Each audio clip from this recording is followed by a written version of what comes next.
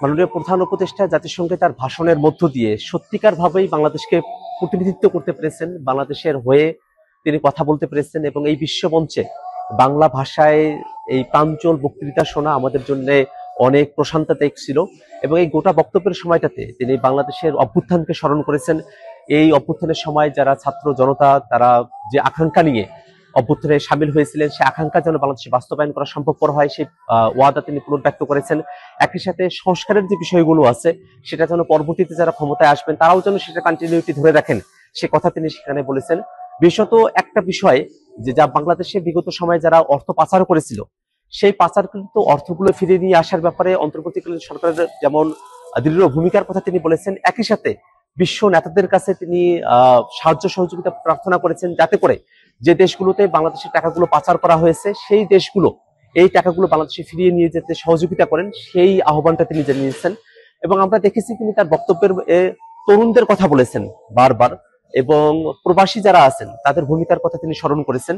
প্রবাসীদের ডেভিডেন্স যারা বাংলাদেশে প্রেরণ করেন তাদের সেই বিষয়টাকে তিনি খুবই পজিটিভলি সেখানে প্রেজেন্ট করেছেন। এবং বাংলাদেশের মানুষেরা দীর্ঘ সময় ধরে যে ফিলিস্তিনের স্বাধীনতার প্রতি তাদের যে সম্মতি এবং তাদের যে সমর্থন সেটাকে তিনি পুনর্ব্যক্ত করেছেন। রোহিঙ্গা সমস্যা সমাধানের বিষয়ে তিনি বলেছেন, নারীর অধিকার নিয়ে তিনি কথা বলেছেন। একই সাথে বাংলাদেশে যাতে ইসলামোফোবিয়ার যে চর্চা সেটার যেন স্থান না থাকে সে ব্যাপারে তিনি বক্তব্য পুনর্ব্যক্ত করেছেন।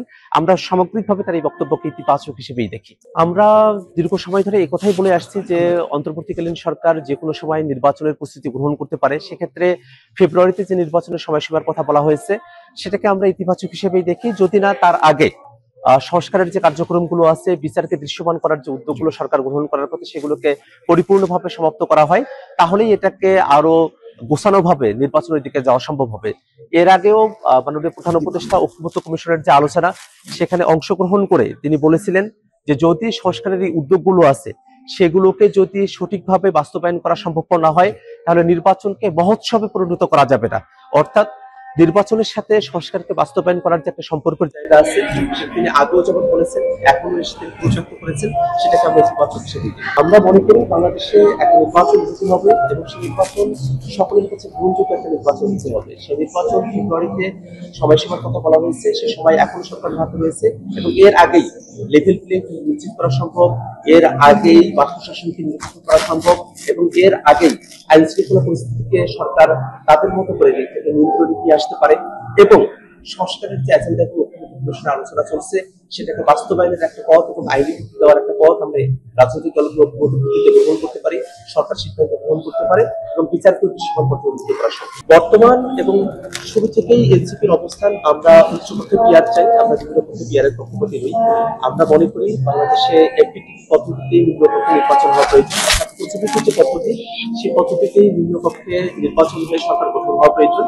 কিন্তু যে উচ্চপক্ষের ধারণা বাংলাদেশে এসেছে সেখানে যেন বহু দলের অংশগ্রহণ নিশ্চিত করা সম্ভবপর হয়। উচ্চপক্ষের ক্ষেত্রে এখানে ব্যালেন্সের জায়গা তৈরি করতে বিশেষত সংবিধানের ক্ষেত্রে যাতে এক দলীয় পরিবর্তন সম্ভব না হয় সেক্ষেত্রে উচ্চপক্ষের একটা ভূমিকা থাকবে। সেই হিসেবেই উচ্চপক্ষে যেন পিআর পদ্ধতিতে নির্বাচিত হতে পারে সে দাবি আমরা সরকারের কাছে করেছি। প্রধান উপদেষ্টা আসলে নির্বাচনের এক্সাক্ট ডেট তিনি নিজে করতে পারেন না, এটা আমাদের আইনগত বাধা নিষেধ রয়েছে, এটা নির্বাচন কমিশনই করতে পারেন। তিনি ফেব্রুয়ারি প্রথমার্ধের যে কথা বলেছেন সেটা দীর্ঘ সময় ধরে বলে আসছেন। আমরা মনে করি যে এই নির্বাচনের অঙ্গীকার তার সাথে সংস্কার বিচারকে একীভূত করে তারপরে যেন সরকার এই সংখ্যা থেকে অগ্রসর হয় সে বিষয়টাকেই আমরা প্রধান করে দেখা দরকার।